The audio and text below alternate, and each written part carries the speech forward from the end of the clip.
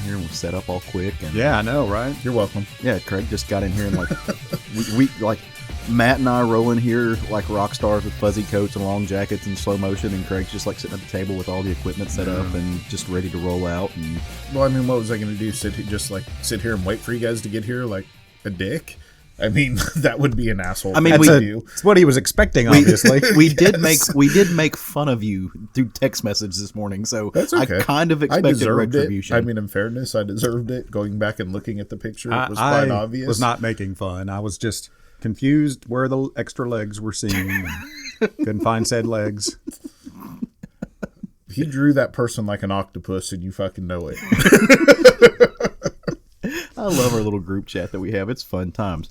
But unfortunately, all you people out there listening in Radio Land, you're not part of that group chat, so you're not subject. No idea what we're talking to how Matt and I just berate Craig sometimes on Sunday morning. Extra legs. Don't fuck yourself. Oh, don't be fooled though. He gives as good as he gets. He makes fun of me quite often, and it's lovely. What?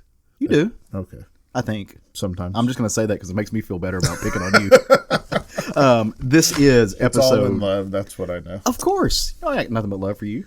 Oh, speaking of love, our buddy, friend of the show / person who works for Gene Simmons, Mr. Brian Stewart, put up a funny status this morning about something about, he looks in the mirror as he gets older and he just gets more handsome, and it's really unfortunate. So, of course, I got to give him shit. So I comment on there.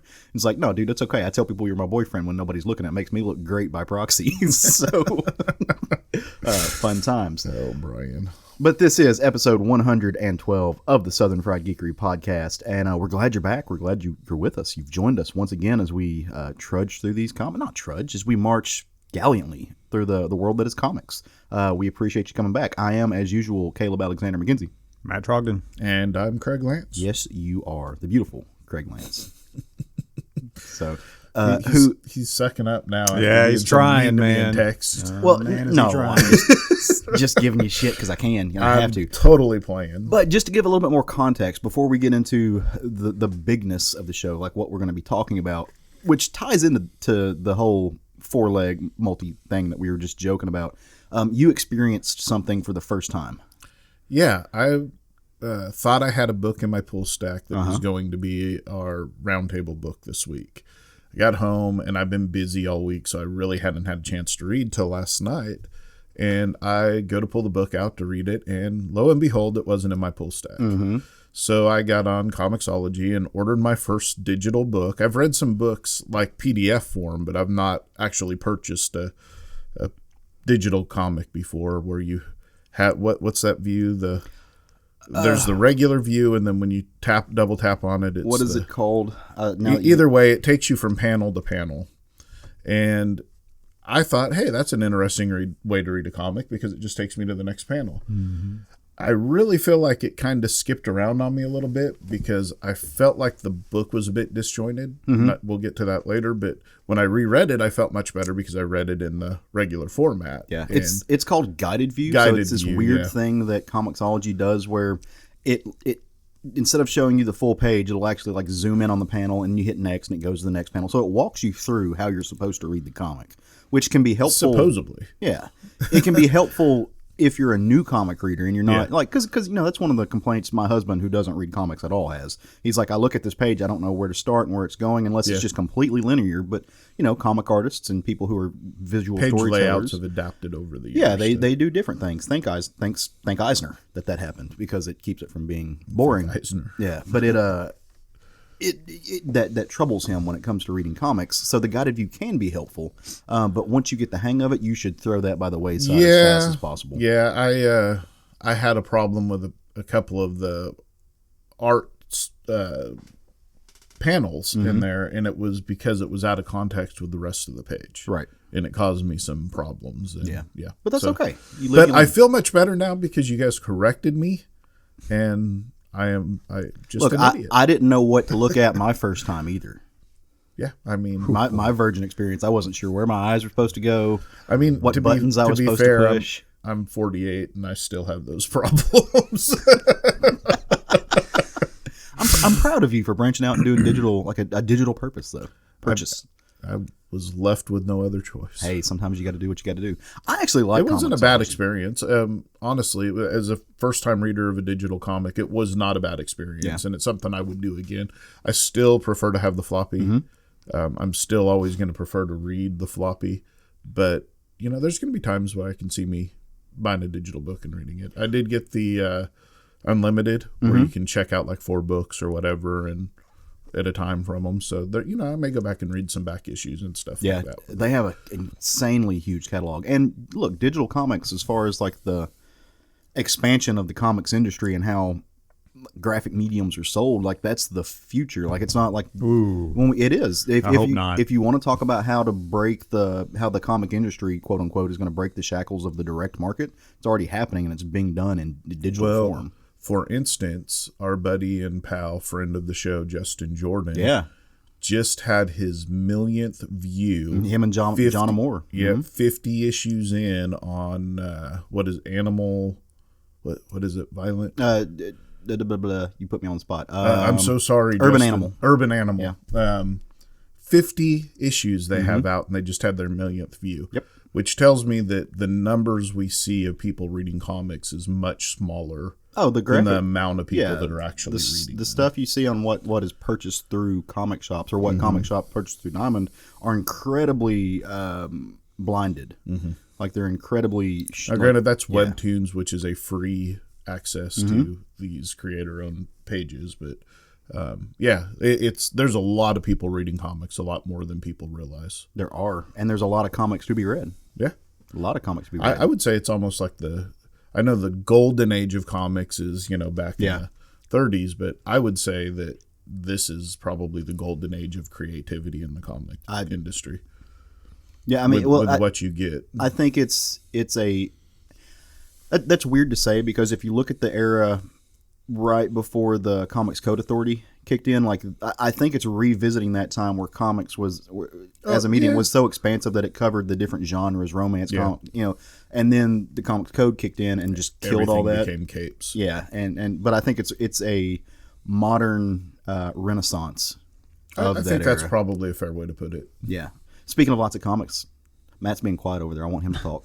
What did you read this week, Matt? Drop a short stack on us. My 3, I read Image Comics Postal-Deliverance #7 by Brian Hill and Raphael Ayinco. I love this series. Oh my God, it's so good. It's really good. and ever since Ayinco took over the art, man, it's really jumped ahead leaps and bounds for me as far as what I'm enjoying out of the book. Oh, Ainko's hotness. And I'm wondering how much longer the series is going on, because he's working on other stuff now. Well, I think that they're going to start, whereas the first Postal was 20-something issues. I think they're going to start doing story arcs with it. Yeah. They can come back and revisit it at different times. You would assume. This one's a unique story. It's not a sci-fi or superhero story. It's a crime story. It is a crime. And Brian Hill is very dependable as a writer, and he has been consistently good since he took over this series. I've said it several times before. I was going to drop the series, but when he took it over, it got me back in. Also from Image Comics, I read Moonshine #16. This is the Brian Azzarello and Eduardo Rizzo. I'm so mad about this series because somehow when it rebooted, I didn't get reattached to it. And I haven't been getting it since it started again. Really? Yeah. Comicsology. Yeah.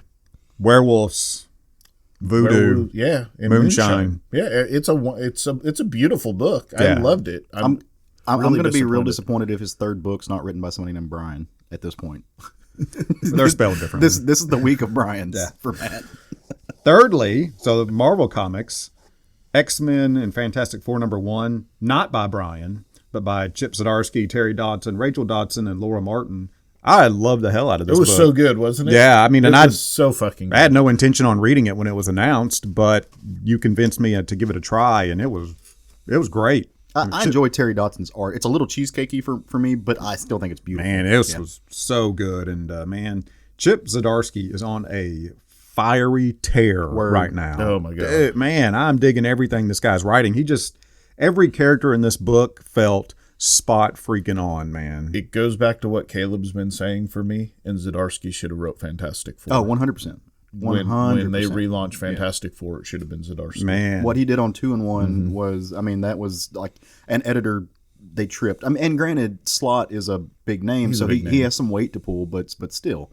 Speaking of Zdarsky, I want to give a shout out to a friend of the show, listener, Caleb Anderson, because on our Facebook page this week, he dropped some love on another book written by Zdarsky, which was Spider-Man Life Story. He'd finally gotten around to listening it. He said he had heard us speak about it on the show, drawn by Mark Bagley, and he finally read it and was like, dude, this is one of the, actually, I think he said it's the best Spider-Man story, which I can't co-sign that, but it's up there. It's a great story. But so shout out to Caleb for grabbing that kind of on, I think it was actually Jerry's recommendation that he did it. And so that's... Yeah, Jerry certainly sung the praises of that a lot when he was on the show. That's big doings. I love hearing from people who listen to the show that they picked up a comic based on like something they heard on the show and that they loved it. Like, that's why we do this. That is still cool. On my short stack, but I've got to get that book right. That ending is incredible. Yeah. Oh, it's so good. So I'll go. Was that your 3? I don't want to get... That was my 3. That was 3, yes. Thank you for clarifying. Pick 2, my lord. So my short stack this week, I read... So the first thing I read was Gideon Falls, number 21 by Jeff Lemire, and of course Andrea Sorrentino on the art, Dave Stewart on the colors. This was kind of the wrap-up of book 4, book 4. And it kind of ended that arc, and the next arc is going to start in May, so we've got a little bit of a break there. This book, just when I think that I've started to get like a handle on what it's doing, they just dive deeper into some weird wormhole, metatextual, playing with timelines. Like he's throwing everything and the kitchen sink from multiple universes at this book, and it's amazing, and it's visually stunning. And he's not doing it because he doesn't know the direction of the book. He's doing it because it's very intentional. So meticulously mapped out. And again, I would love to see his board of trying to keep all of those things together. I mean, not just he's got to have a wall where he's got it all. Imagine it's not even just like you would think of an entire wall or room just for this story alone, but you compound that with Black Hammer, you compound that with what he's doing for DC. Like you think of everything Lemire is writing right now. The dude has to have 7 rooms in his house just to keep the shit straight. Plus, he's an insanely competitive like hockey fan. And so he has to have another room for like his hockey stuff. So it's just fun times. Second on my list, I read Detective Comics Annual number 3, which Craig refuses to read because it's an annual. But it was written. So there were 2 parts to this. The first part was written by Peter J. Tomasi, Summit Kamar, and Romulo Ferraro Jr. Did the art duties on it. It was good. It wasn't anything that really blew my mind. It was kind of dealing with Alfred, kind of a 007 story. I stand. It's a one-shot. It's worth reading. I'm not saying that. It ties into the last year of now, and I guess we should say spoiler warnings for everything in the show, but currently in the DC universe, Alfred is deceased. He is no longer with us. Yeah, he's gone. So this kind of reached back into his time as a spy for MI6, and it was a little bit of a James Bond-esque type story. Good times, loved it, had a great time with it. But the back of this book was what really did it for me. And it was again written by Peter J. Tomasi, but it was drawn by a man that I dearly, dearly love looking at his art. That is Eduardo Risso, who did the backups with Tom Napolitano on the letters. I love Eduardo Risso, and what this was like the first. It was Eduardo Risso and Tomasi going back and giving us the look at the first week or like the first month of Batman, with that kind of iconic first visage of the Batman, Bill Finger that he put out there, and Bob Kane. Who I'll still give credit for something, even though he was an asshole. But it was like that first week about how Alfred was like taking care of this kid who's kind of lost and got it. And it was through like a letter to the woman who was in the main part of the story, but it was kind of like explaining like a week in his life. And you had to read between the lines the subtext of what he was talking about. It was brilliant. Loved it. And then third on my short stack, you guys know how I like to cheat on these things, right? It was Tales from Harrow County number 2 and number 3, which I double dipped in because I didn't get it all in once. Of course, this is by Cullen Bunn, Tyler Crook, and Naomi Franquez. In the middle of this kind of 4-issue revisitation of Harrow County, Naomi Franquez's art just makes your eyeballs smile. Like, she's so ridiculously good. It's gorgeous work. And again, the story's touching. Somebody who loves Southern culture and Southern literature, it really does a great job depicting that and some of the social issues and the ousting of social constructs that have plagued especially the South since its inception. So loved it. Yeah, I have not read issue 3 yet because of my short week. But yeah, looking forward to that for sure. Speaking of Batman, like seeing his first week, did you see the screen test of Pattinson and his Batman costume? Yes, I did.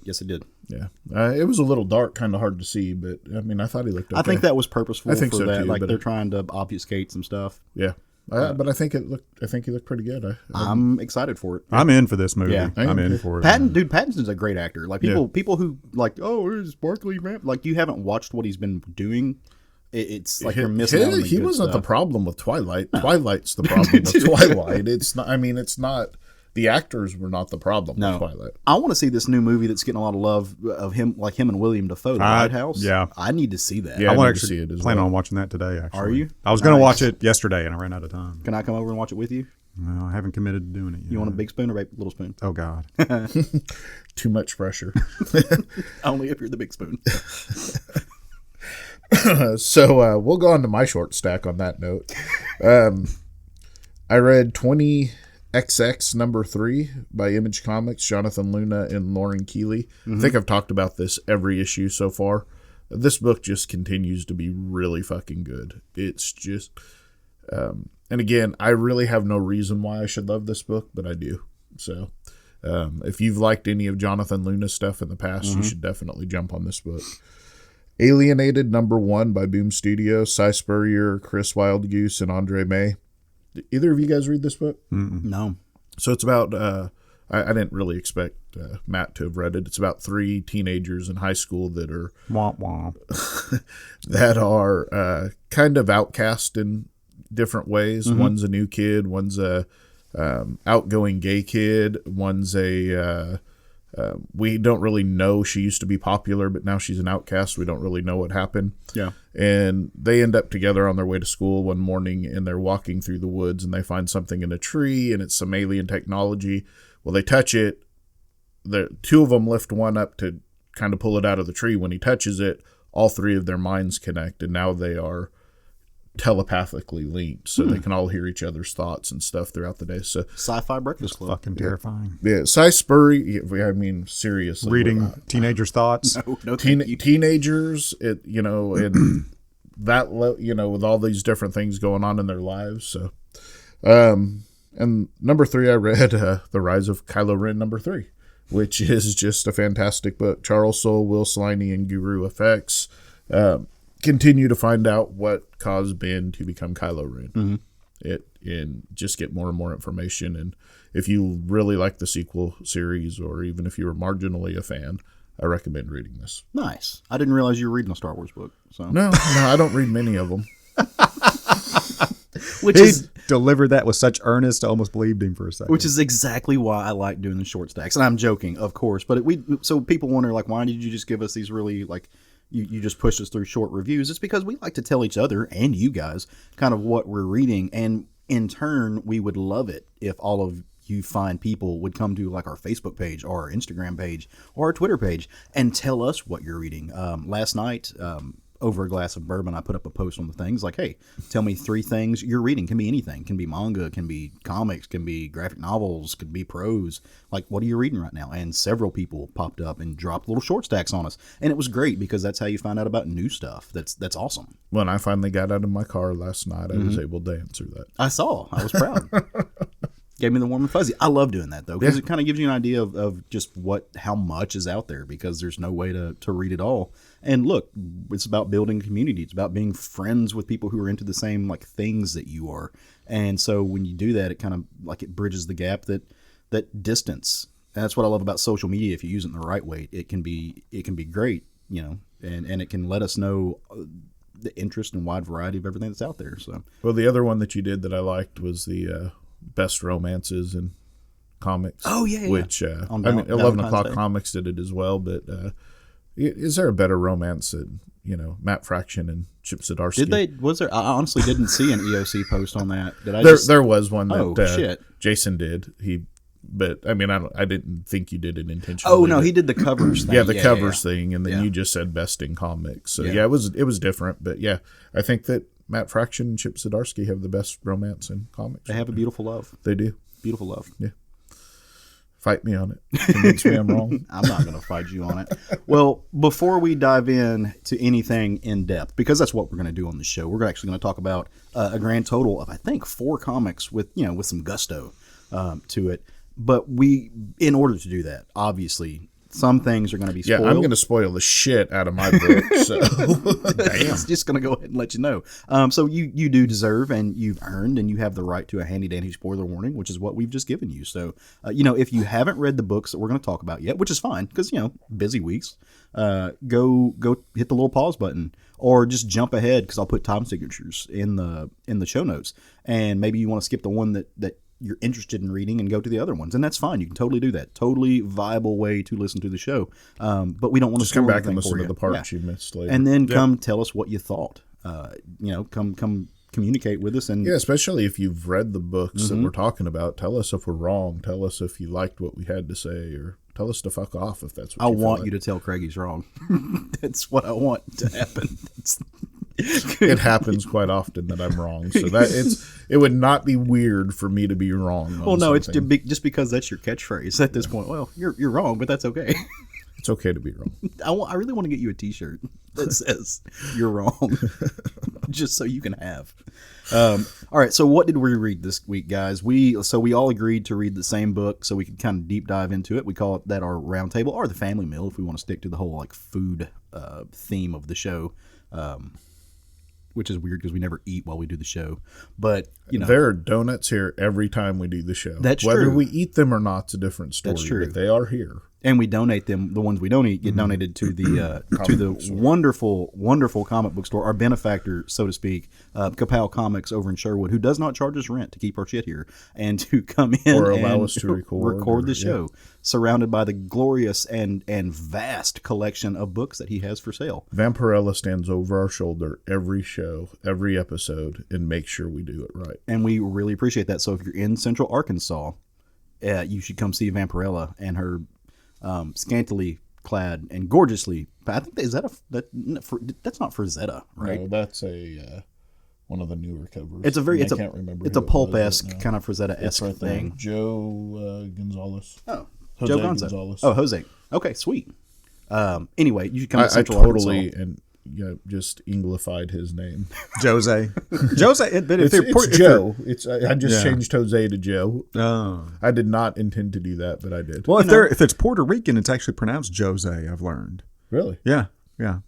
I did not know that. Fun facts. Yeah. But yeah, swing by Keel Avenue in Sherwood, Arkansas, and visit Kapow Comics, and Portuguese, not Puerto Rican. Those are two different things. Yeah, I knew it started with a P. that's vastly. They got more. It's coffee. Okay to be wrong. Let's get into this book of the week, guys. So we got together, and the book of the week was actually, I want to say, it was Matt's suggestion. Yes. The thing that he told you to look out for this week, and I'm super glad it was, even though he stole it from me last week. That is Tartarus #1, written by Johnnie Christmas. Yes, that's his real name, and drawn by Mr. Jack T. Cole. So let's before we get into this, that's an awesome name. Christmas or Cole? Jack T. Cole. Oh, it's funny. So he put, why he put the T in there, right? Sounds badass. No, there was an artist. There's a comic artist, a very famous comic artist from the Golden Age named Jack Cole, who's got an insane catalog. Worked with people. I mean, he worked with Kirby. He worked with just all of them. And so he threw the T in there to kind of separate that, except for the website that I use to kind of research and do stuff. The Comic Google? Vine. Well, I use Comic Vine because Comic Vine normally has a very, very detailed, especially now that Comic Book DB is gone. Boo. Comic Vine has a very detailed search engine that lets you look up these things. If you look up Jack T. Cole, it still links you to Jack Cole, and so it's all this Golden Age stuff. I'm like, yeah, he's definitely not the same person, guys, but they think he is on there. Haven't fixed that yet, so they should work on that. Come back, comic database. Yeah. Sad day, because that thing was a beast. It was great for research. So what did you guys think about this book? I really dug it. Mm-hmm. Liked it a lot? Yeah. Yep. I liked it. I liked it a lot more on the second read. We talked earlier about reading it digitally. Really good book. It's not necessarily my cup of tea, but I really liked it. So okay, fair enough. I loved it. I've read some stuff by Johnny Christmas before, so his writing is not new to me by any means. I kind of first found him on this book that he did called Firebug. He also did a book called Angel Catbird with Margaret Atwood, famed writer of, Angel Catbird, but also the hit show that was on Netflix.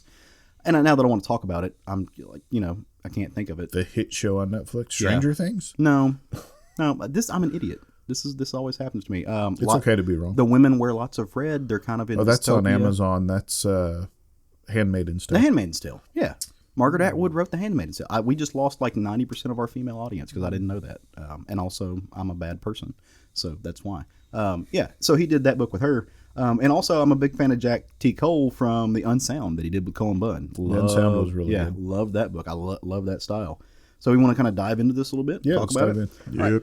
So in order to talk about this, again, we're going to spoil a few things, so just be aware. They created an insane universe for this book, and they do not hold your hand. They do not put on the safety mechanism as they throw you into this. This book takes place on a planet, and the planet's called Tartarus, which is why they call it that. But on the planet Tartarus, there is a prison, and the prison is called the Pit.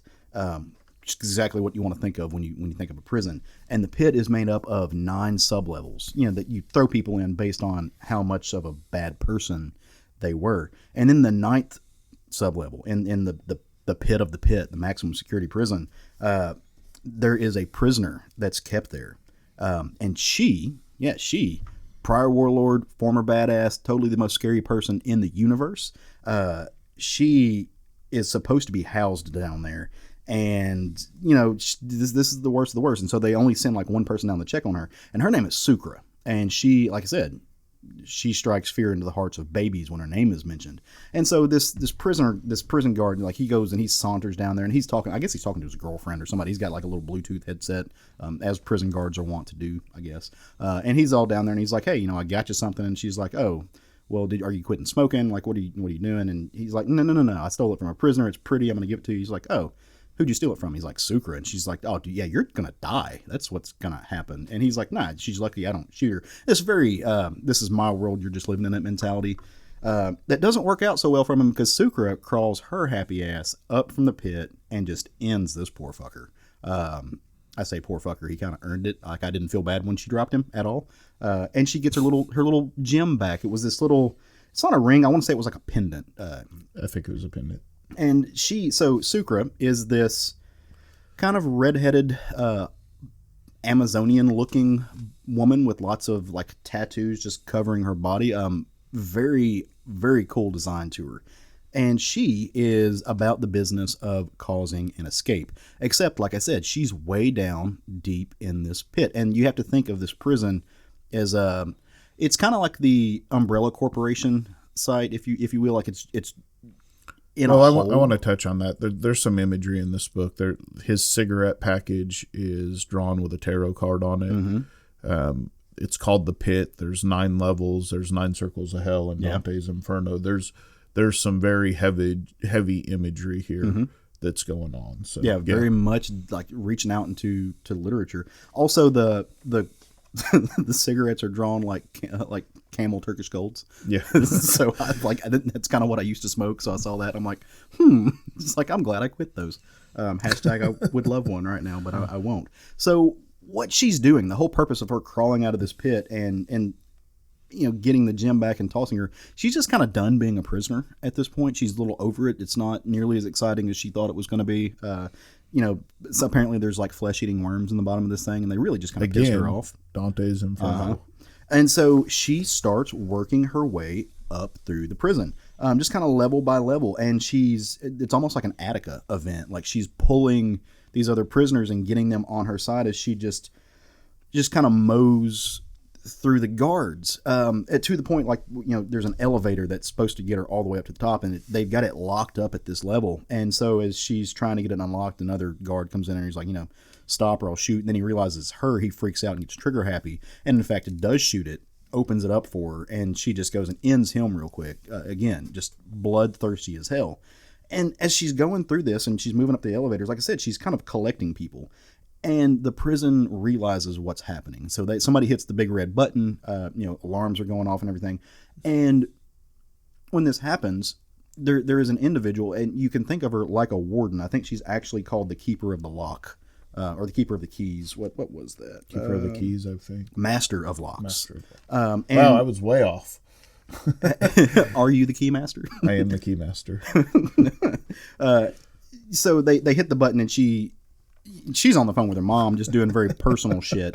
And like I said, the lights go dark, big red lights start flashing, and she knows she's got a problem on her hands. And when she finds out it's Sucre, like, she gets very serious. It's like she realizes how much of the shit that they're about to wade through.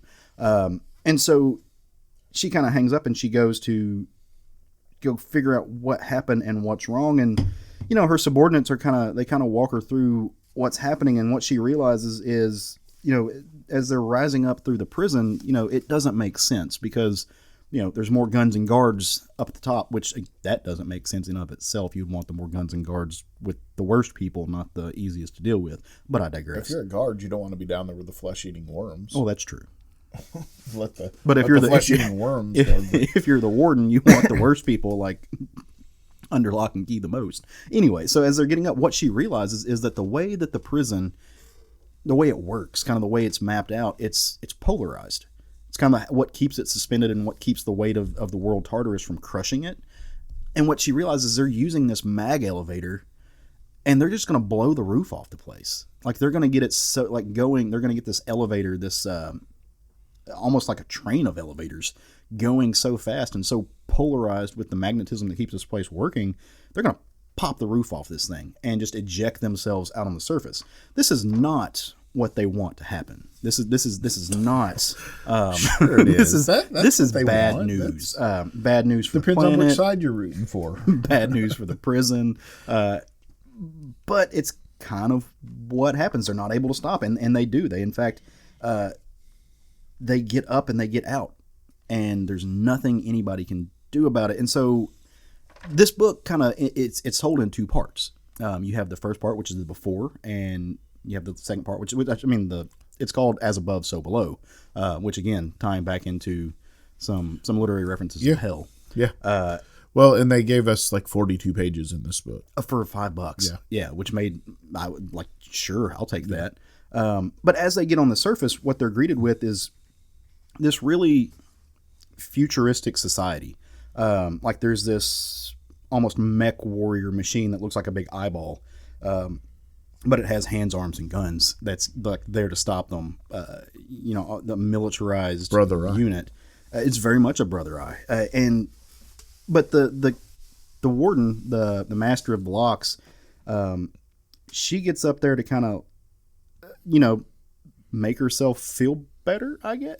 She's realized that she's failed in keeping these prisoners locked up, and what she's going to do is she's going to handle the situation. Because, like I said, everyone knows Sucre. And apparently the academy, the people who teach the military and how they work things, they teach an entire class on how to deal with Sucre. Like, she's that much of a badass. She's that detrimental to the world. She kicked somebody so hard that they ended up with 4 legs. That's not actually a thing that happened. And so she as Sucre pops up, she suplexed the person. She did suplex him. She suplexed him in the other legs. So Sucre, she pops up into this world. It's a very populated world, very busy world. And while she's dealing with everything, like I said, the cops are coming after her, the military's coming after her. There's these weird floaty orbs of liquid kind of things that aren't supposed to be there, that they're wading through, that's kind of coming out of all the machinery. She sees a woman kind of walk up to her, and the woman's holding a baby. And you realize this has all been a big orchestration. Everything has been, I mean, she's kind of Machiavellian in her efforts to lead this prison riot, was to get her out to the surface so she can find her child.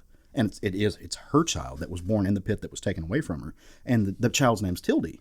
And so she hugs her for a second. And, just when you're getting this beautiful, like, reconciliation of mother and daughter, the shit hits the fan.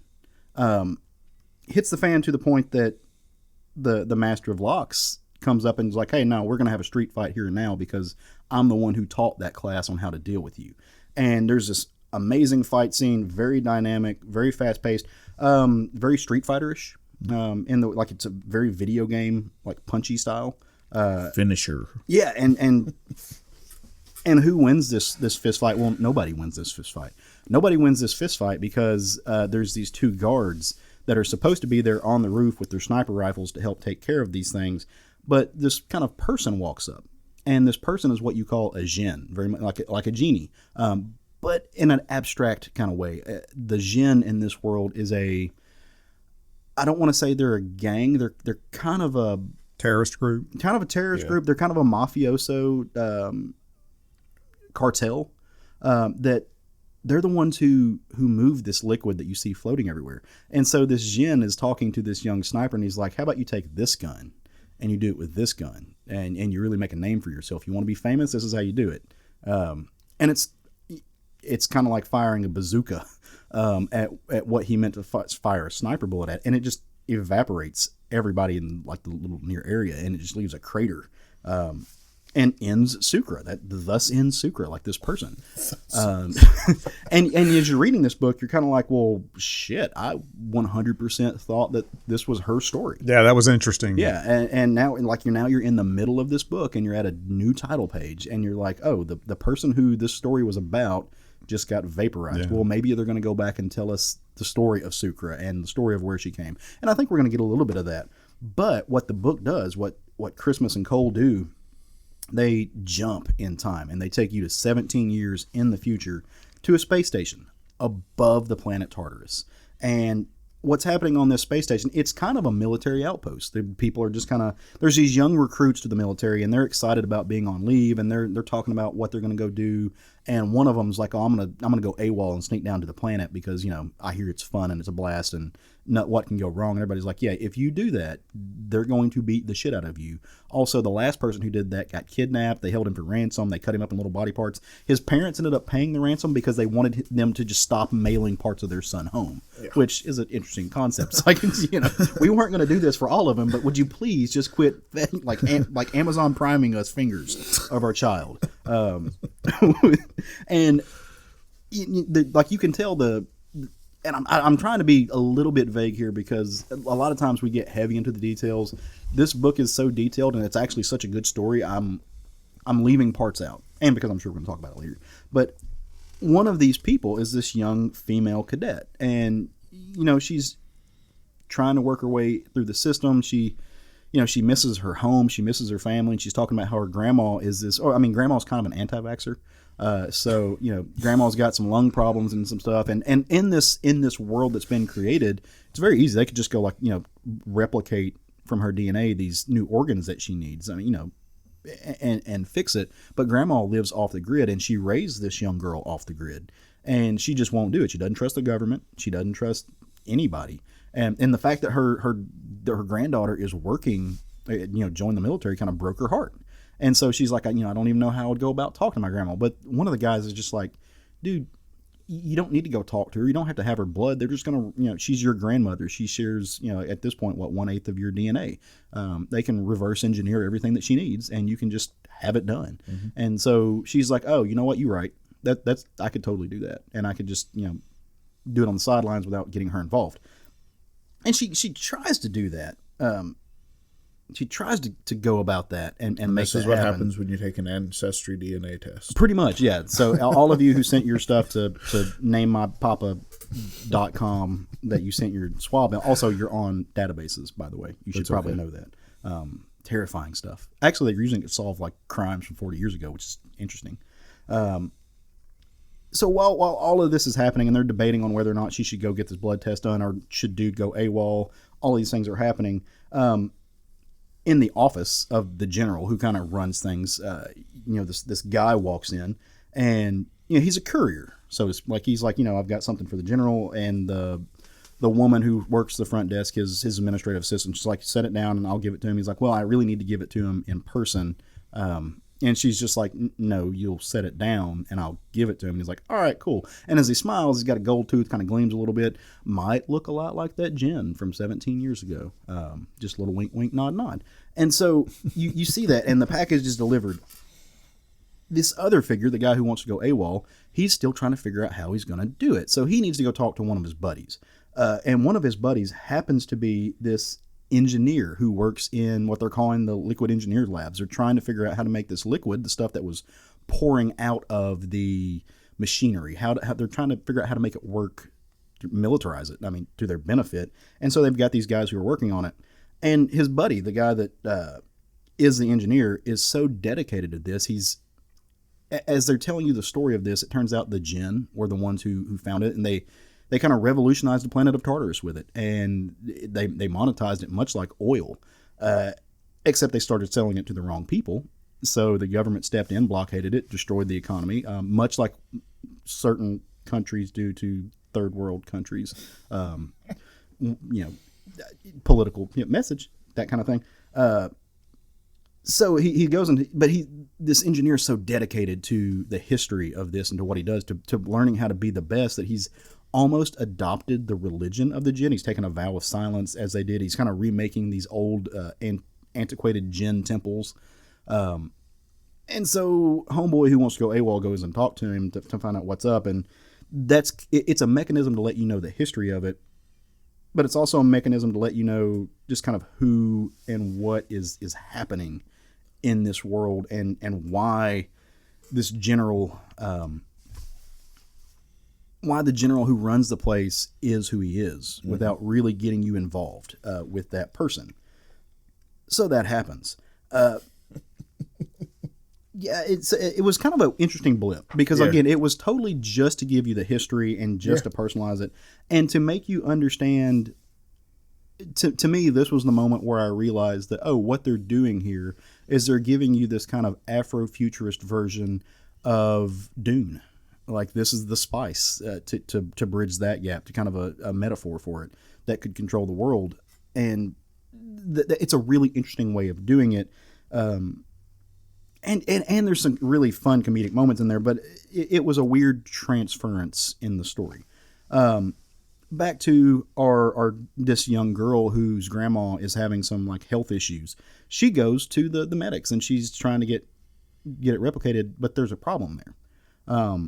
The problem is that the grandma's records are incomplete, and there's no genetic link between her and her grandmother, which is weird, right? Like, she's like, no, that's my grandma. Like, there's been mistakes made. And she's like, no, we've ran it several times. There's no mistakes made. This is not your grandmother.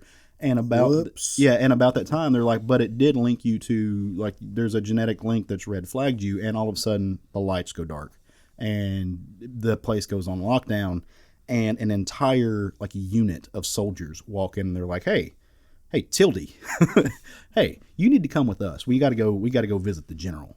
Of course, you remember 17 years ago, there was a baby delivered to a warlord who was vaporized, and that baby's name was Tildy.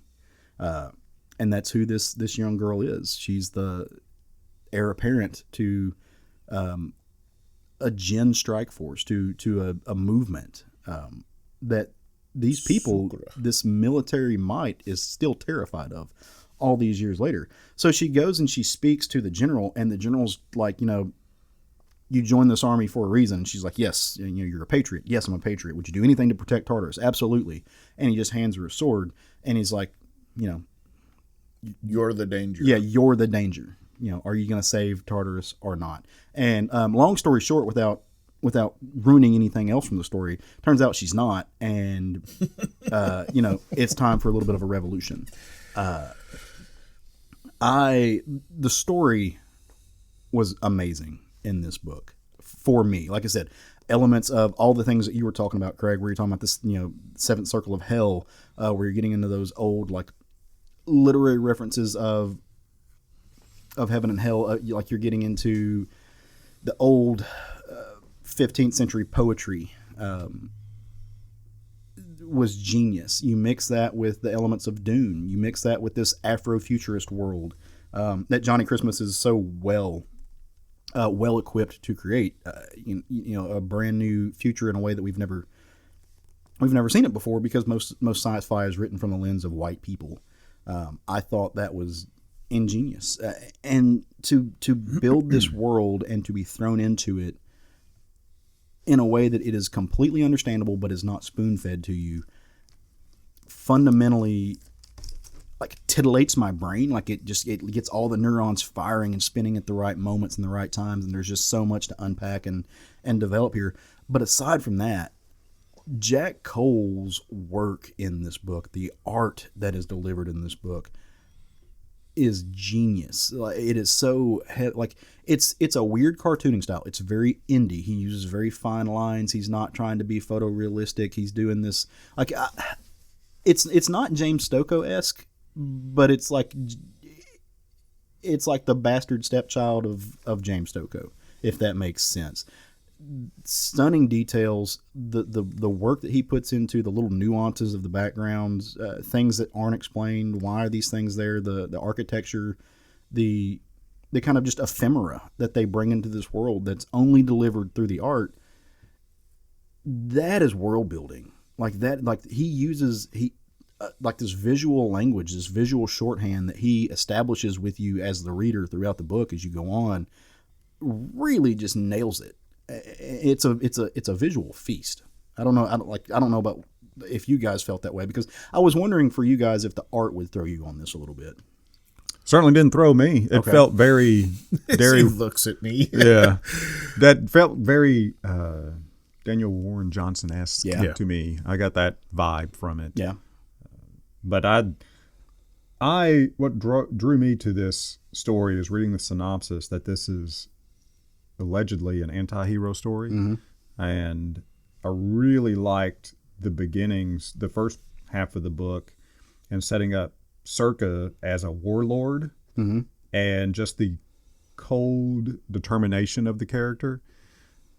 I really hate that she's dead, because I was loving the overall vibe of the character. Mm-hmm. When they're on the transport and the guy's like, this is never going to work. She knocks the shit off of him, knocks him off the platform. Okay, you're no longer part of the group. I don't need that negativity in my life. Yeah. I thought some positivity to me. That was a great moment. I thought, he's not feeling the plan, so you're off. Yeah, I really dug that. I really liked the first half of this book a lot more than the second. Okay, I did like the second part of the book. Not to say that I didn't.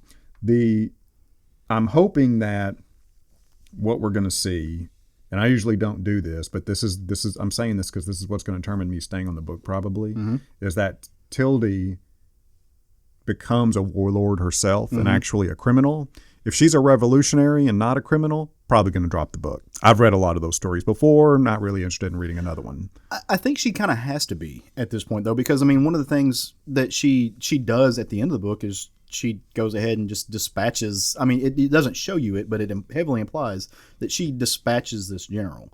So I think in the building of her becoming a warlord, becoming both. I mean, what is a warlord? A warlord is a revolutionary plus a criminal. In a lot of ways. I mean, you're the hero. I mean, a revolutionary and a hero. A warlord's just a criminal. No. I didn't say a hero. I mean,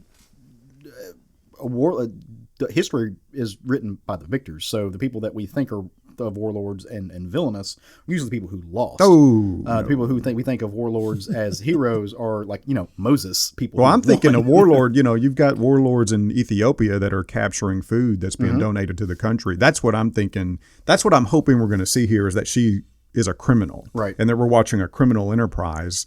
She's taken over a criminal enterprise. That's what's going to keep me interested. That's what got me interested in the book, is it kind of the synopsis read that way. They talk about it being Breaking Bad meets, I don't know, something else. Yeah. And I was like, oh, that sounds really compelling. We don't get enough of those stories. We don't get a lot of, a lot of criminal protagonists. Right. It's, so if this becomes a revolutionary story, unless it really hooks me, I probably won't stay. I think, well, like I said, I think it's going to be a mix of both. Yeah, I could see it being a mix of both because at the end of the day, they're talking about dealing with this liquid, this analog to the spice, breaking it free, and yeah, you talk about warlords, the ones you mentioned for sub-Saharan Africa that take all the goods and stuff away from people. Those people still think they're the heroes of their story, and if you ever read them, and again, I am fundamentally saying those people are bad and they are wrong and they are genocidal maniacs. And as our girl here says, genocide's really bad, or one of the guys here says genocide's really bad for business. Those people still think they're the heroes of their story, and largely what they're doing is they're holding that back in order to punish the people who side with the Western governments because they want to free up the resources that the Western governments have confiscated or colonized.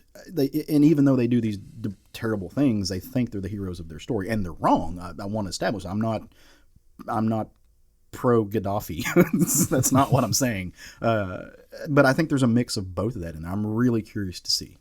I don't want her turning into a genocidal maniac, is what I'm saying. I think she's going to turn into a spice runner, a liquid runner. Yeah, I don't think she's. That's what I'm hoping. Yeah, she's not going to be genocidal.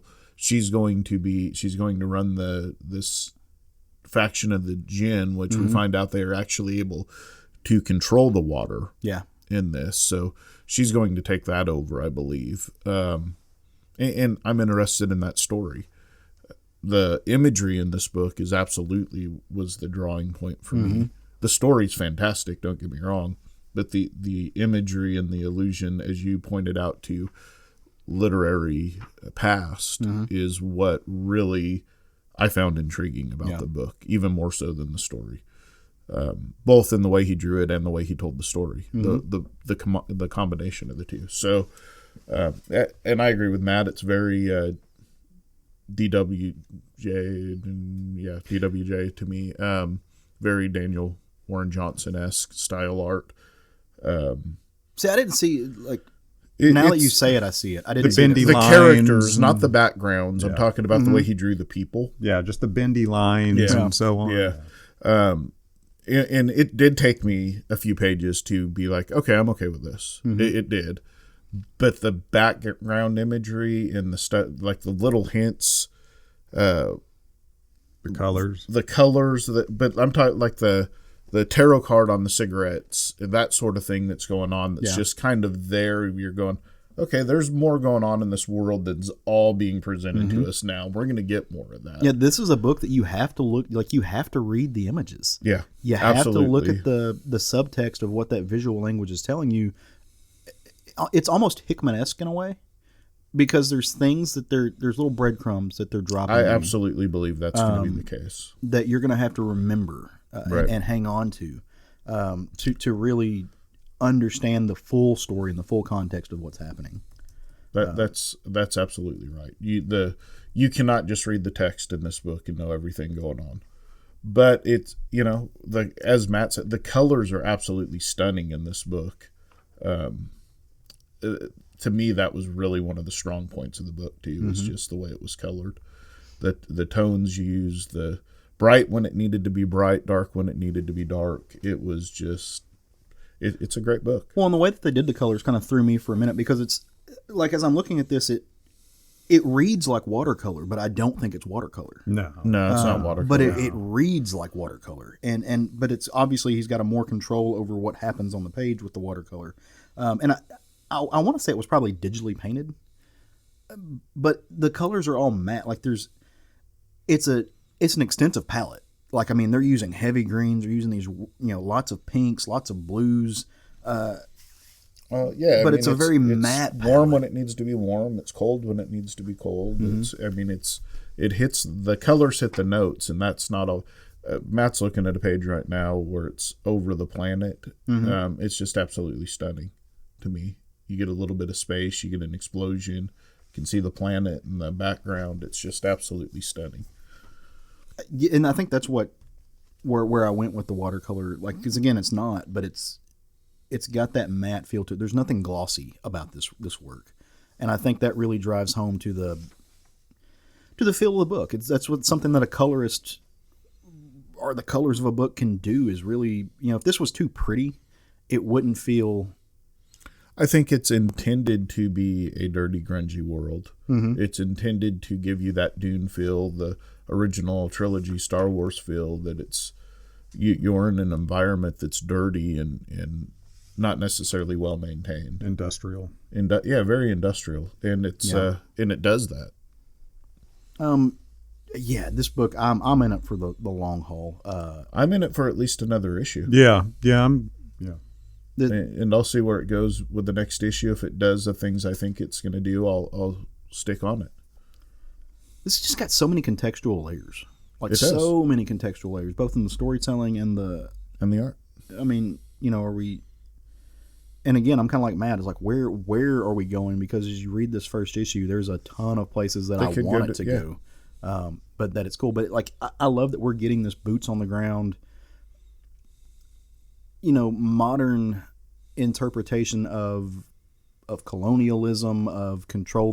He controls the oil and spice. But you also have to remember, this is a space adventure story too. So are we going to branch out into the far reaches of space? One of the cool things that this book did, and it's something that makes me smile when I see it in other mediums. When you open up like this high fantasy book and you get a map, and you get like the map of Hibernia whenever you're reading a Conan story. When you open up the first page of this book, you get a map, but it's a space map, of the little corner of space that this is located in. You turn the page and you get a blueprint of the pit, of the prison. Like, you give me that kind of extra stuff that a lot of stories don't give you, and you've got me locked in because I know you've done the work. Well, it's the thing about Tolkien that always was amazing. You always had a map of the universe, of the of the area they were going to be in. You could go, oh, well, where are they? You could flip back to that map and see where they are on the map. And it shows you that they built this world before they started to write the book. And they've got their framework in mind that they're just going to lean into. Right. I love that in fantasy when they do that, because as you said, it shows the detail and the amount of brain work they put into it beforehand.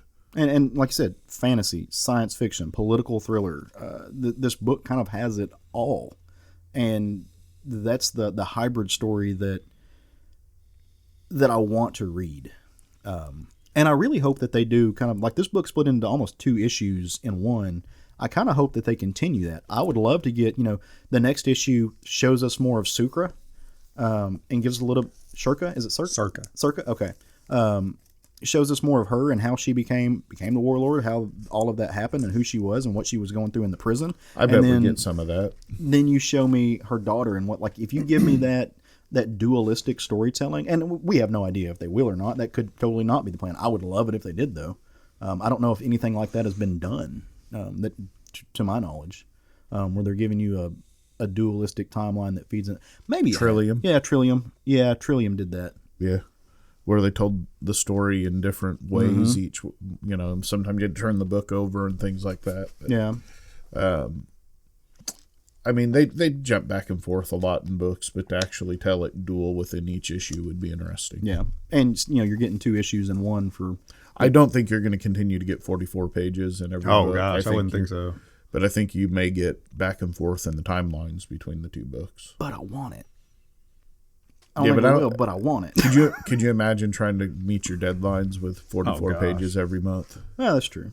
Didn't I read something did you read, the author notes basically in the back? I skimmed them. I haven't gone in depth. I haven't read them. If I remember correctly, just looking back at this real quickly. Is there something in here? I can't find it now. I just happen to think about it. That he actually mentions that stuff is going to be in the single monthly issues that will not appear in the collected editions. Really? I really appreciated that. Yeah. Mm-hmm. I really appreciated that because it's usually the other way. The trade waiting thing kind of bothers me sometimes. Yeah.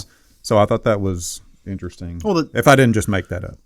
No, because that's kind of the reverse of what they do with it. Because usually, if you wait for the trades or the collected edition, you get more stuff in it. They give you more art. They give you, they've kind of collected some of the essays and stuff in there. Yep, they give you more of an insight sometimes. So, I kind of think that's a great nod to the people that buy it monthly. Well, and it incentivizes people to go out and buy the books. Because exactly. What's one of the things that we constantly complain about? Like a new series will come out, it's not selling well, but it's a genuinely great series, and it gets shit canned, because aka it didn't canceled, have enough. Yeah. because there wasn't enough appeal to it. But then when the trade comes out, everybody's like, "Oh, this is fantastic. When's the second one coming out?" And we're like, "It's not. It's not because no one one showed an interest. It didn't make money." Well, I think that, and we've talked about this before, and we can go on a tangent real easily, but I think that comic book publishers are going to have to start waiting until the first trade sells to determine whether a book is a hit or not. If they can afford it, that's the problem. Is they got to be able to afford to wait. Yeah. Well, that's the reason there's a lot of stuff that's coming out only. Like we're seeing a shift now to where books are calling things seasons. And you've got companies like TKO, which they drop 6 issues at the same time and a trade package at the same time, and it all comes out at once. And I think that's like when TKO started doing it, we're like, oh, that's novel, that's new. I think that's the standard. Like going few, I would be very unsurprised if everyone starts doing that. That they stop kind of, because they have to find a way to do it. Because again, like, you can't do it on a Jeff Johns book because it's not completed. Well, for 2 years, but that's outside of the big two. Yeah, like the big two can afford it. They can afford to wait to continue until the first trade sells. But companies like Boom and Image, Dynamite. I think Image could probably do it. Well, the creators. Yeah, I was going to say Image can, but the creators can. Yeah, right. Because a lot of times these books at Image, Boom, etc., they are almost being self-funded by the creators. A lot of times the writers, the writers paying the artist to get the book out, and then hoping they get enough sales to justify what they paid on it. So that's one. I mean, that's the model. Yeah. And Image comes back and they kind of reimburse. Like they'll give them a cut of the sales. Yeah.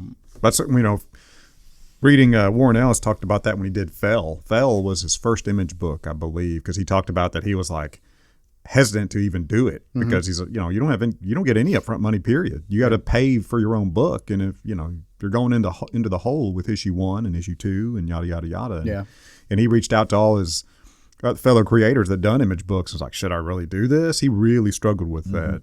Fell almost didn't happen because of that. Right. Well, and that creates a image, kind of a catch-22 for creators and what they can do, because on one hand, if that's the model you're going to and you're paying somebody, like you said, if people start missing deadlines, the book's going to fail. So you would think that the creator, and I'm saying this is a consumer, not a creator, you would think that it would behoove a creator to go in with a couple of issues already in the pocket so they can see what it's going. But then if the sales aren't there anyway, then you've just paid somebody to do 80 pages of work that's never going to do anything for you. That happens, and it absolutely happens. So like it's a weird catch-22 of the comic industry. It's a weird industry. The finances behind the scenes are very dynamic, I guess. It's a very interesting business model. Well, and that's why I understand when the move towards graphic novels. Like, I get it, because if you're going to tell this story, you might as well tell it and get it done. And then you've got your story done.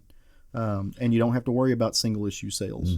And if companies want to do single issue sales, you write it to where there's an easy break and let them do it. So like I said, we're going to start seeing a shift in the way these things are produced and put in our hands as consumers. And I think we have to. And it's because of stuff like exactly what we're talking about. Because it frustrates me when I start seeing people talk about, oh, this is amazing. Where's the rest of it? And the rest of it's because it doesn't exist. No one bought it. So the book that I'm going to talk about that comes out next week, which, hint for down the show. We've been waiting on more of it for a long ass time. And that's because it got a lot of critical acclaim, but it didn't do well in the sales. And now they're coming back and doing some more of it.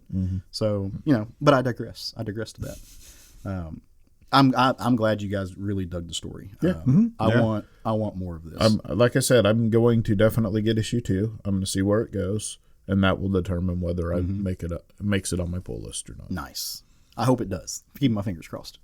I hope it does some amazing things in issue 2. Yeah. I want it to be on my pull list. I do too. So I want Johnny Christmas to become a giant name, so I can walk to people and be like, "Hey, did you read that Johnny Christmas book?" Or so I can make a sweet Christmas joke and not get sued by Marvel for it. So, Matt, my brother, my buddy, my dearest one. Well, one of my 2 dearest ones. Gosh. What did you read this week? Well, the book I'm going to talk about this week is actually something I read quite a while ago. This is from Avatar Press, Scars #1 by Warren Ellis and Jason Burrows. Nice. This came out in December of 2002. This was a 6-issue series. Have either one of you guys read this? I have. I have It's not. been a long I don't time. think. I maybe have. I'll Yeah. know when you start dissecting. I want to say this was Burroughs and Ellis's first thing together. Could have been. Yeah. Could have been. So, real quickly, what this is about, I'm going to run through this. This is a crime series revolving around a homicide detective named John Kane. Mm-hmm. And the opening pages are actually of a young girl playing on a playground. To kind of set the tone, this book is done in black and white. Well, it's done in grayscale. Mm-hmm. There's no colors throughout the entire book. And that fits with the story, the tone of this book very well. It really adds to the feel, which I'll get into later. But anyway, what you see is this young girl playing on a playground, calling out to her daddy. It's from like the first person view, asking her to come find her. She's actually like trying to play hide and seek. Then suddenly you switch to John waking from a daze. He's actually riding shotgun in a police cruiser. And we see him arrive and begin to work with his partner as they walk a crime scene. John deduces that it is actually a gang-on-gang mass murder, and all the victims were gunned down by a rival gang to rob and shut down a drug operation. Mm-hmm. And since the drugs are the cause, he tells his partner to turn it over to Vice. He basically finds a reason not to work this scene.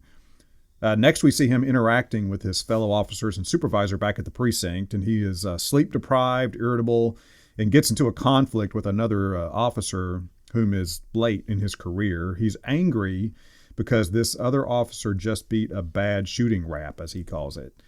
He tells his supervisor that this other officer shouldn't have a job at all for what he did. But John's supervisor reminds him that they all do what they have to, and some of those things are not what they're supposed to do. His supervisor then goes to his office, and John sits down at his desk, and he buries his face in his hands. Minutes later, he's actually sent out to the scene of another homicide. It's a gruesome discovery of a dismembered young female. The issue ends with John going back to what appears to be a sparsely furnished home.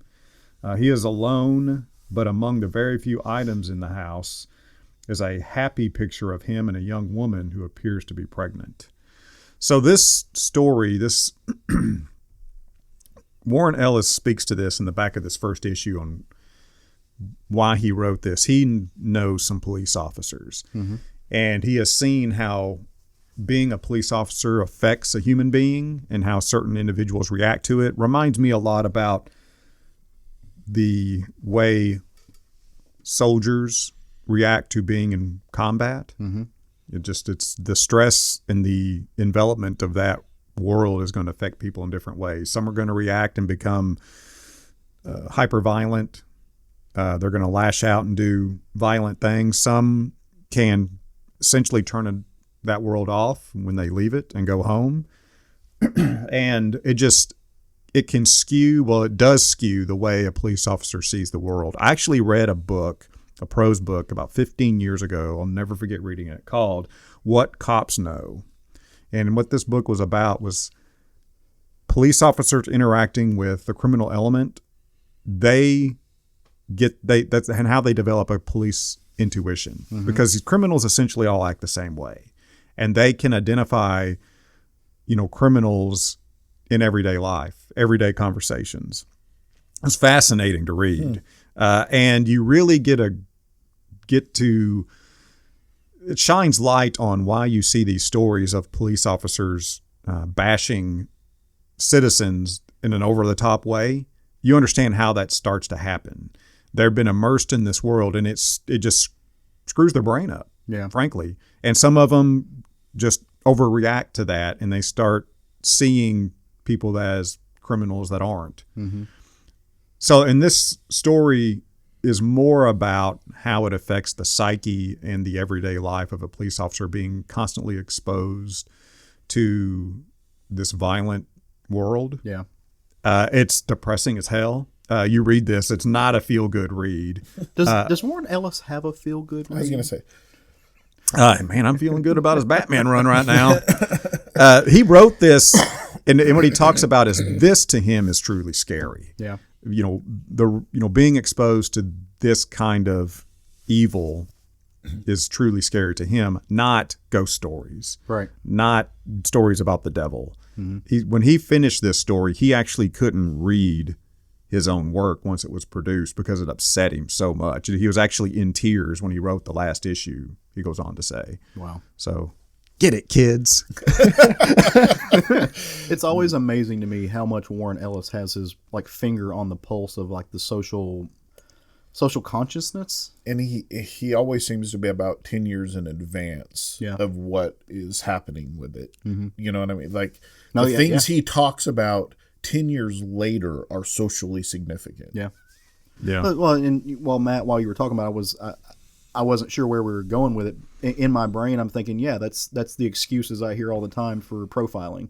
Well, we can profile these people because we deal with the criminal element. We know who's a crime. And I'm glad you went, like I said, it's been a long time since I read this, so I wasn't sure where I didn't remember where he went with it. But they do end up profiling people who aren't criminals. And we talk a lot about, especially in the modern day, we talk a lot about PTSD. I mean, some of the best stories right now are, I say best, some of the most titillating stories, some of the most reach out and grab you stories are discussing PTSD, but we don't talk a lot, that's post-traumatic stress. What do you do in the midst of traumatic stress? Yeah. Mm-hmm. And I think that's a lot of what he's looking at there. And a lot of police, I don't know if they do this anymore, but it used to be a thing, especially in California, that before you were actually a street cop, you had to spend a certain amount of time in prison working as a prison guard before you actually went to the street.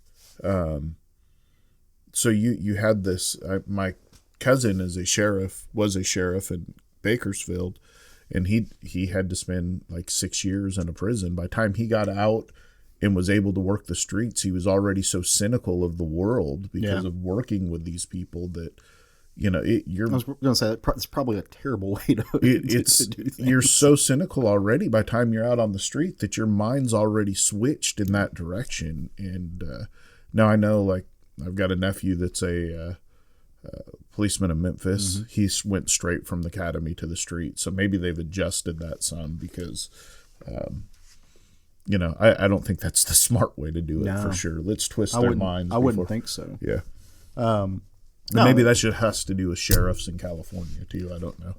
While you were talking about it, I was looking up some of the artwork, just kind of refresh my memory. It makes me sad that, and maybe that's the wrong way to put it, but it makes me sad that Burroughs is all digital because he's so good. He is good. As I was pulling up pictures of that, it was showing me pictures of Providence that he did with Providence was Alan Moore. Some of his Moon Knight stuff. He's just. Well, I've said it before. Jason Burroughs could draw people at the grocery store and it'd feel creepy as hell. Yeah. I don't know why his illustrations just feel creepy. They do. Of course, that's he was Avatar's only exclusive artist. Mm-hmm. That was his first work he got, and he was exclusive to him. He did a lot of work for him. So he did a ton of stuff for him. Mm-hmm. I'm sad that Avatar is a thing that's going away. Yeah. They had some. It's one of my other favorite Warren Ellis series came out of Avatar. The Combat Magician, Gravel. Yeah, that was great. If you very good. Yeah. Still wish that turned into a TV show. Mm. I think there's still hope. Maybe. I don't know. I think it would do well. Oh yeah, they could make a hell of a good show. So I should pick this book up and cry at the end. Yes. It's just this is the fifis you get from Matt, the ones that make you cry. It's so dark. Oh my gosh, you're like, oh god. I mean, like you said, non-fiction's stranger than fiction. The real life is scarier than anything we can make up. We all know these people. Like my wife, she won't watch horror movies because they scare her and she doesn't want to dream about that. She says, if I'd never watch that, I'll never have a nightmare about it. But she will straight up watch these true story crime shows where they're breaking into the house and killing everybody. And I'm like, that has like, you know, a 1,000% more chance of ever happening.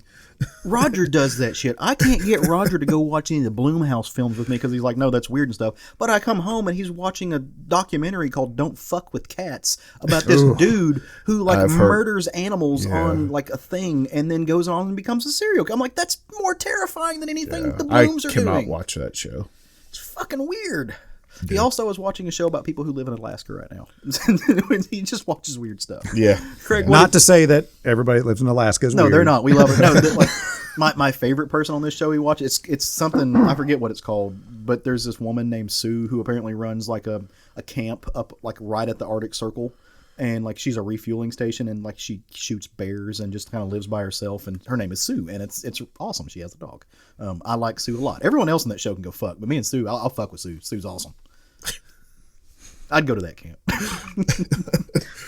I read Thor #3 by Marvel Comics, written by Donny Cates, art by Nick Klein, colors by Matt Wilson, the fabulous Matt Wilson, and Joe Sabino did the letters. Nice. You guys reading this book? Anybody reading Thor? I am. Nope. Yeah, if you're a Thor fan, this book is absolutely the Thor book that you've wanted for a minute. I mean, not that Jason Aaron's run was bad, because it certainly was one of the most critically acclaimed, but this Thor book is everything I want in a Thor book. Did you read issue 3? Yes. Okay. I'm going to spoil the hell out of it if you do it. Okay. So the backstory in this is... in order to stop the impending doom of the Black Winter, Thor has had to take on the mantle of Galactus' herald. Helping Galactus find the 5 worlds it once consumed will give Galactus enough strength to defeat the Black Winter. As Galactus begins consuming the first planet, Thor is met with resistance from none other than Beta Ray Bill, who shows up to wanting to know why the hell he's doing this. So... armed with the power cosmic, the might of the All-Father, and his powers of God of Thunder, he must stop Beta Ray Bill from intervening in his plans. This issue starts with a legendary tale of Thor battling an army of thousands for 2 years with no sleep or food, armed with nothing but Mjolnir and lightning. This, of course, is part of the legend of Thor, and no one knows if it's true, even Thor himself.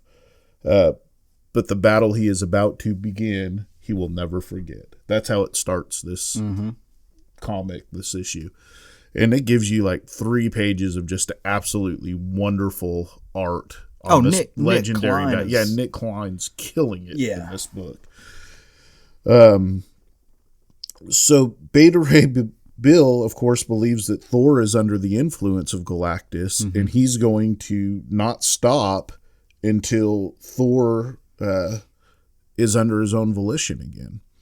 And Thor knows the bigger mission here, and he's not going to allow Beta Ray Bill to stop Galactus. So you have these 2 heroes that are butting heads for the same reason, but because one doesn't know the plan of the other. So he grabs Beta Ray Bill, and he throws him to the planet below just with no effort at all. And then he goes down to the planet, and he tells him, he says, listen, this isn't going to be a fair fight. Whenever we fought before, it's been as equals, but you know, I'm powered up, dude. I'm gonna hurt you if we battle. And of course, Beta Ray Bill won't stand down. He believes still that Thor is under the power of Galactus. So Thor reveals to him that, listen, I'm under my own control. I've chosen this path. This is what we have to do. And then Galactus finds this as an affront to his power and decides to attack Thor because Thor is not under his control. I command you. And he tries to blast Thor. Thor holds up Mjolnir, blocks the blast with no problem at all, and says, no, I made a promise to you, and I'm going to keep my word, but it's going to be on my terms.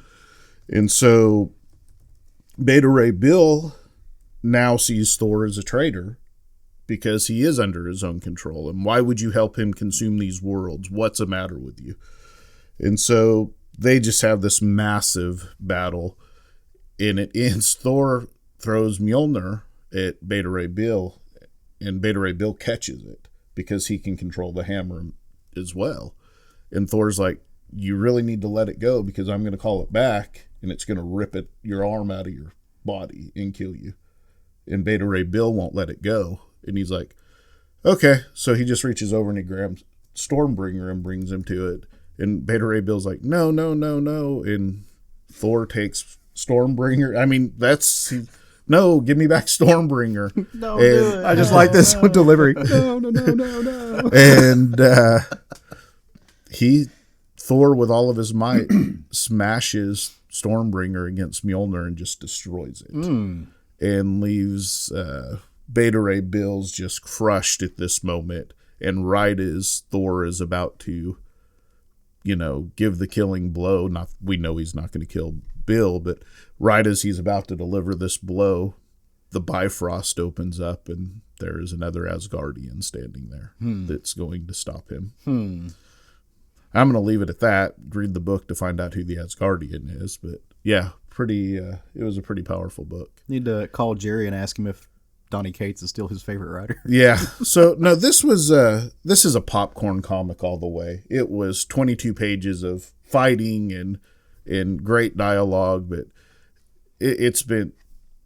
At first, I was worried about, come on, Donny Cates, not everything has to be cosmic, but I'm okay with this first story arc being cosmic. Well, it's Thor, so it's going to be. Not always, though. Well, that's true. Yeah, but a lot of Thor takes place in Midgard, and some of the best Thor takes place in Midgard. Well, yeah, but with what he's been setting up with Galactus and everything, I mean, all of Donny Cates, for better or worse, and this time it happens to work out in my favor. Previously it hasn't. Yeah. The stuff that he's been working up right now, with Silver Surfer Black, is this more of a cosmic thing? Right. Beforehand, it was working up towards. I don't think that Thor is going to stay cosmic. I think we're going to have a story arc or two, and then he's going to come back to Midgard or to Asgard or whatever and deal with Thor-like things. I'm with you, though. Nick Klein. Oh, the art in this book. Nick Klein absolutely is killing it in this book. And Matt Wilson's colors are always fantastic. I mean, there's a reason why he wins Eisner's. And this book is no different. For the art alone, you should be reading this book. Yeah. But this is quickly becoming one of my favorite Marvel books. So, Matt, you said you're not reading this, right? No, I'm not on it. So issue 2, you get, and I posted. I posted the art on our page. But issue 2, they're kind of going through the multiverse a little bit, and they go through a planet, and all you see is like this red and blue streak running by this building with a giant globe on top. It's totally the DC universe, and they destroy it. Like Galactus just eats it, and, like none of the heroes, like because you see like a red zigzaggy thing come up, and it talks about how their defenders were unable to defend them. And there's a green, their plan out streak. Yeah, so. Donny Cates and Nick Klein totally just had Galactus eat the DC universe in this book. Shots fired. I mean, we're only 3 issues in. It's hard to claim this is going to be... But so far, what I've read, it's good. And again, this was a popcorn movie feel to this. I mean, there's no substance in this particular issue other than getting to see Thor battle Beta Ray Bill. Well, but again, Donny Cates, and I've said this for a long time now, Donny Cates is a great writer. Up until now, he hasn't written anything at Marvel that's really piqued my interest, and he is with this. It's finally happening, and he gets to write something. Because I don't care about Venom, I don't care about Null, the weird symbiote god, and everything. Even his Guardian stuff was leading up to that. Right. But now he's finally getting he's going towards the next thing, and it just happens to be something I find intriguing. Well, Thor is one of my favorite characters, one of my favorite Marvel characters, especially. And I'm really, really enjoying just what they're doing. I mean, the last thing Thor really needed was power-ups, but I mean, you give him the power of the All-Father, in addition to being the Thunder God, and then you're going to hand him the power cosmic.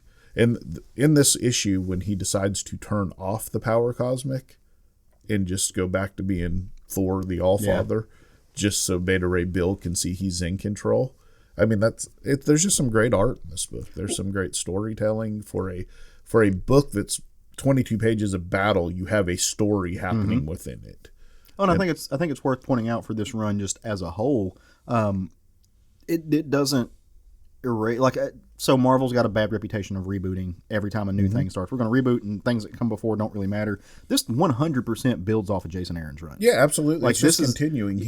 It's because Jason Aaron's ended with the King Thor. Yeah. And it's just continuing. Yeah, and so I know a lot of people, they jumped off of Thor. Even a lot of people jumped on it for Donny Cates. A lot of people jumped off because any jumping on point is inevitably a jumping off point for other people. Absolutely. But I heard a lot of people in our own shop saying, no, I dropped this because they're just rebooting it. I don't care anymore. I got my Jason Aaron story, so I can just go back. Like, this builds on Jason Aaron's story. This is a continuation of what Jason Aaron, like, a wonderful bit of work. Like, he's got his eye back. That's all he's done so far. Well, they're not, and they're not going to completely erase everything. He's still got, if I'm not mistaken, he's still got like half an arm, right? I believe he still has.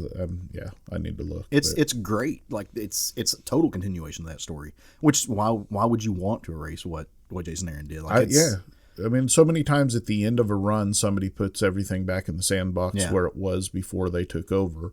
I love that they left Thor where he was when Jason Aaron was done telling his story. And, we don't have Odin in this universe anymore. Mm-hmm. Thor is the All-Father. He is now, and that was one of the big conflicts in this book, is when you have this battle between Beta Ray Bill's like, hey, you're the king. You should know better. And Thor's like, it's because I am king that I'm doing this. You don't understand the responsibility of being a king. You're not seeing the big picture. I have to sacrifice some things for the overall better good. Mm-hmm. But Beta Ray Bill doesn't understand that and considers him a traitor. Yeah. So there, for a battle book, there's a lot of in-depth stuff that happens in that last page. Well, we know several Beta Ray Bill fans who were just giddy. They probably were until they read this book. Until this one. Like I said, I wonder if because I texted Jerry after issue 2, our former co-host of the show. For anybody who's new to the show, we used to have a guy named Jerry on the show who moved, and that's why he's not on here anymore. But I texted him and was like, "Hey, did you get Thor?" And he's like, "I know." He 7 O's. So it'll be interesting to see what Castro's take on it was and Jerry's take on issue 3. He's just holding his tattoo at this point, just making it feel better, like rubbing lotion on. I mean, in fairness, he wasn't going up against regular Thor. Yeah. So, well, Craig, you know how sometimes we share a brain, yeah, and sometimes we're just super empatico, yeah. My book this week is also a Marvel book. Yeah. I would say it's one of the better Marvel books. It definitely is one. And that is... It's one of the 3 best Marvel books out. Yeah, right? You've got Immortal Hulk, you've got this, and you've got Thor. Yeah. Those are my 3 favorite Marvel books right now. Co-sign that. Yeah. See, we do share a brain sometimes. We do. Matt, you're being... kind of cold over here. Well, you share 2 of those things. I'm kind of wishing I had my jacket out. It is chilly in here, but I'll warm it up by talking about a hot issue. So yeah, see what I did there? And the issue I'm talking about is none other than X-Men number 6. And the reason I want to talk about this is this book is kind of a stop point. It's a pause, and it's a reminder of what is happening in the X-Men. Like, we're getting a lot of great narrative with Krakoa, with the relationship between the mutants in Krakoa and the outside world. But we forget every once in a while that these people, and I think the story it runs dangerously close to making you forget that these people who are in this book are not historically friends. Yeah. This is the first time any of them, or all of them in culmination, have worked together like this. This is not a... People are acting differently, other than, Apocalypse is wearing suits now, but they're acting differently than they have in the past. And so what this does is this stops for a moment, and it kind of reminds you who these people are and the history that they have. And the book mainly focuses around Mystique, who, depending on who's telling the story, she's an anti-hero, or she's just straight up a bad guy, or this, that, and the other. She's got a long... I've never seen her as an anti-hero. I'm not saying she hasn't been. I just, in my own mind. A lot of people see her. I mean, even so much that in these main films that they did, she showed as the film. Yeah, but no, that 100%. That is pulled from a Claremontian concept. Yeah. I will fight. I will die on that hill. Claremont's the one who pulled gave them that. Very far away. Granted, but it is still there. But one of the things that this book focuses on, and where the book opens up, is some subtext, speaking of Claremont, that he gave us, and that is the relationship, which is now canon, between Destiny and Mystique. they were a couple. Destiny was Mystique's wife, and they did raise a child together in history. And Destiny's no longer in the picture, and that is partially because of what Moira did. And like Moira realized that Destiny was the one person who could see these different lives continue to happen, and Destiny was the one person who was stopping Moira from really succeeding. And that's also the reason why Moira has had to go into hiding. So where this book opens up, it opens up kind of in history with Destiny and Mystique kind of watching the sunset. And of course, Destiny can't see, but she's kind of describing the sunset. And Destiny tells her, I've seen a million sunsets. I don't need it. I'm just glad to be here in this moment with you. But I need to tell you something because I can see the future. I'm clairvoyant. There's going to become a time where I'm going to be gone, and somebody's going to offer you to give me back to you. And they're going to trick you. They're going to manipulate you, and they're going to basically pull your strings, and they're not going to do it. And so if that happens, you've got to make a choice. You can either do what you have to do to bring me back, or you can burn the entire place down. Well, we know from reading X-Men that one of the things that arguably, y'all know how Professor X is a dick. Like, y'all know how that's just a thing. We think about how he's a good person, but he's actually necessarily not. One of the things that he's doing to keep Mystique in line is he is holding the possibility of bringing Destiny back. Like he's literally using Mystique's dead wife to keep her in line. Like, that's the most Machiavellian evil, like, bullshit I can think of.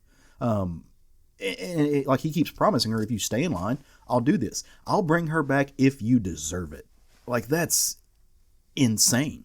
Like, that is. Well, the reality is they're scared of Destiny. If Destiny, because Professor X and Moira both know if Destiny comes back in the picture, the plan's all ruined. Like, all the things that they're building is gone and done.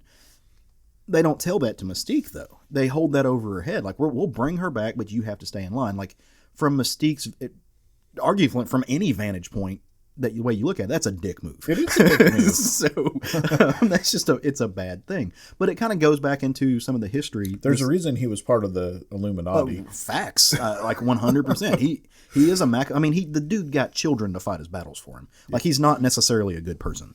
But he does things. He makes hard choices. It's kind of like what you were talking about with Thor. The king has to make some sacrifices. You have to view the overall picture. So y'all remember in House of X, Powers of 10, one of the big plot points was the blowing up of the Orca station that's floating around Mercury, and how they sent in the team of the X-Men to make that happen. And they didn't make it back, but luckily they've got like easy bake oven for mutants that they can do now. They just kind of put in the gelatin mold and like Cyclops comes out. That brought them all back, but they didn't have them updated, so to speak. They hadn't saved all the mutant memories to the hard drive. Well, he couldn't reach their mental state from space. Yeah, it was too far away. So they sent Mystique there with a very clear, pointed mission, and her job while they were doing that was to plant a flower so that they had a portal in case it failed, in case they didn't blow the whole thing up and send it to hell. They had a portal to get back there, because of course this is how Mother Mold gets into the picture, and Mother Mold, they think, builds a Nimrod, and Nimrod is the one who ends the entire universe and makes the humans a collective, and it's a thing. Go back and read Hoxpox. It's great. You should do that. That event. It was a great event. It was a wonderful 12-issue series, maxi series, that was not in fact a line-wide event. It was great. Co-signed that, put my stamp on it. And of course, what happens when they did that is they don't succeed in the mission completely. They blow it up a little bit. They get almost done. But in the process, they eject Mystique out into the airlock. She's in the cold space and she died. But like I said, Easy Bake Oven Mystique comes back. But they need to send her back to make sure. They've got to send her. Because she doesn't know. Yeah, they don't, because they weren't able to reboot those memories, so they want to know 100%. And so she walks through the gate, and it works. So she succeeded in that part of her mission. But what she realizes is that they weren't successful in stopping Nimrod from being created.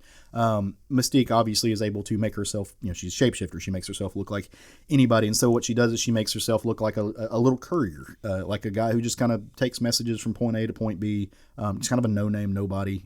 And so she goes and she picks up a package. It's like a component of a part to a machine, and she takes it to this woman who's kind of the head honcho, the HBIC, so to speak, of who is creating Nimrod, and they're in the forge, and what she's working as an intel agent. She's just kind of working as a spy, and she's got all the power in her hands at this point because she realizes what's going on. She realizes that killing the mother mold didn't stop Nimrod, that these things are still being developed. And, she could, if she chose to, she could kill this woman, this scientist, the person who's making Nimrod happen. And she can do it very easily. But in this moment, she realizes that she's just taken some of the power back into her own hands. That she has the opportunity to leverage this information, this position, this skill over Xavier, over the council. I mean, they're not the Illuminati now, but they're the council over, Charles and Magneto and all these people to get her wife back, which is antithetical to the long-term goal. And so what you're seeing, the old adage of what happens when an unstoppable force meets an immovable object, hard choices going to have to be made. And she remembers those words from Destiny. If they refuse to give me back to you, you burn that place down. The X-Men is fixing to explode. Like, we think of how amazing this has been with all the, the mechanisms of the real world dealing with a new country, and you have a new burgeoning superpower, which arguably I would love to hear Hickman talk about it, but I think is, kind of his imagination of the emergence of Israel past World War II, being put into a first world state and protected by all the superpowers in the midst of their enemies. Like, I think that's the metaphor he's going for. Now we're seeing the inside job. Now we're seeing how the history of the X-Men, all the work that Claremont did, all the work that all these amazing creators did, Stan Lee, all of them, to build this soap opera that is still in play. And we're going to see it start to unravel, that, the sins of the past are going to come back and haunt Charles, like they always tend to do, that they're going to come back and haunt Magneto, like they're always going to do, that you can't be in these positions that arguably they have abused throughout their lifetime and throughout the life of the X-Men, and just have people like Mystique, like all of them, Kitty, or excuse me, we don't call her Kitty anymore, have all the abuse and misuse of power that they've done not come back to bite them in the ass. I love the exchange in this where she comes back and she's like, yeah, she's still alive. They're still working on it. And Magneto's like, did you kill her? And she's like, she uses their own rules against them. She's like, yeah, we have laws in place against that now. But and again, what does Magneto say at that point? He's like, well, that doesn't apply to you. And so that doesn't apply to you. Yeah. What we're starting to see is the world and the laws that they built up, they're starting to break them themselves. And when your leadership, and this is kind of timely, but in no way meant to necessarily make a political statement, but when your leadership of the nation, of the government that you're building, starts to circumvent the law, and the law doesn't matter, and they start to decide who it applies to, that's when your governance unravels. Like, we see that throughout history, and it's just more of Hickman being a genius. It really is. Look, the Avengers is my team. Like, I've never been a hyper X-Men guy. I think they're great. I've read a lot of X-Men. I know, and I'm super excited for you guys. That you're getting these great stories of your team. I love it because I'm just kind of a casual fan, so I can only imagine how much it probably feels a lot for you guys, a lot like it feels for me right now, being a Super Hulk fan with Immortal Hulk. It's pretty amazing for the first time in 10, 15 years to pick up X-Men books that I absolutely love when I pick them up. Man. To be excited about it, to move it to the top of the stack, so to speak. Yeah. And this issue was fantastic. Oh, yeah, man. When Destiny tells her, if they don't do it, burn it all to the ground. Yeah. I was like, of course it's going to be Mystique. And Sabretooth's going to play a part in that. Yeah. That, because everybody had that big deal when they buried him. And it's like, he's coming back. Yeah. And it's going to be Mystique that releases him. And that they're just going, They don't put her there first. Yeah, that's true. I mean, that's the question. That's the How are they going to handle her? Like, there actually feels like there's weight and consequences to this, to an X-Men story for the first time in a long time. Which is crazy, seeing how they can't die. Yeah, but yet Hickman's still finding a way to have this. Their actions mean something, and there's penalties for what they do. Yeah, and he removed the cheap out from the board, so now he has to, like, he made his work harder, arguably. But they've always leaned on that cheap out of, oh, well, we'll just kill him and bring him back later. Now that's not necessarily a thing, and he left a loophole in there. Obviously, we're talking about Sabretooth, what they did with Charles, which was to show, like, to drive the point home. But we don't know if Kate can come back yet. Right. So, like, there's little nuances to that story, but overall, you've got to deal with consequences. You've got to deal with the consequences. And I think that's what has got most people excited about this. From my own perspective, it's just fucking awesome that we're finally acknowledging that Destiny and Mystique were a couple, that they were married, because it was always subtext. Like, there have been dissertations, and I've read them about how this was done, and we've heard Claremont himself sit on panels and talk about, no, they were always meant to be a couple. They were they were together. Mystique is a very fluid individual. She can be any gender at any given time. So sexuality and gender is a very fluid concept to her. Well, yeah. But to have it finally solidified and nailed down where they're talking about in very unobfuscated terms and, like, very pointed, direct, this is what it is terms, that no, this was her wife, they were a couple, they did raise a child together, they had a relationship that was not the quote-unquote mother-daughter relationship that it was sidelined to be, because they couldn't put a gay relationship there. That to me makes me happy. And again, this is not the first modern queer relationship we've seen in the X-Men. It's not the first modern out relationship that we've seen in comics by any means. But to just finally have that acknowledged and just verbatim stated makes me so happy. Like, it thrills me to no end. So, fair. Give me more Iceman now. But it just lean into it, and I think Hickman's going to. So, cannot express great issue, enough. Great series, great. It's a must read. Yeah, 100%. We can't be friends if you don't like it. I don't think. As I said, the three big ones. Yeah, you don't like yourself if you're not reading this. It's just the way it is. That is absolutely true. Self-abuse. You have to ask yourself: are you really a comic book fan if you're not reading this book? Yeah. Look, and even for people who are like, well, I don't read superhero comics. Okay, cool. I am not like, through 2019, I've been saying this, and it continues to be true. Superhero comics are largely and overarchingly not what I like to read anymore. This book is on the top of my stack every week. This is more than the X-Men that you know. So even if you don't like superheroes, you're gonna like this book. They're more than meets the eye. Yeah, I'll buy your copy from you if you don't. So it's uncanny how good it is. Is that what you're saying? Yeah, it's a X-Force, so to speak. Greg, you got one? Any puns? No, I'm good. Okay, cool. Put him on the spot. What else is there though? What else could you do? It's their marauding. I don't know.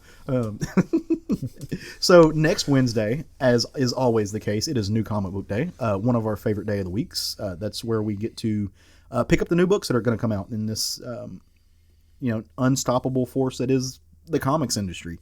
And as always, we have zero clue if these books are going to be good or not, but kind of hedging our bets. We're going to tell you about some books that we think are going to be worthwhile reading, and you should probably keep your eye out for. And if it's in the middle of a series, then go pick up the back issues and jump on it. If it is what it is, go try it. If you don't like it, come tell us why you don't like it. That's fair.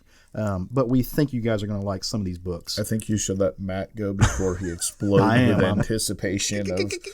Matt, why don't you tell the boys and girls at home what book they should read next week? So, what you need to read from Marvel Comics is Wolverine #1 by Ben Piercy, Adam Kubert, and Victor Bogdanovic.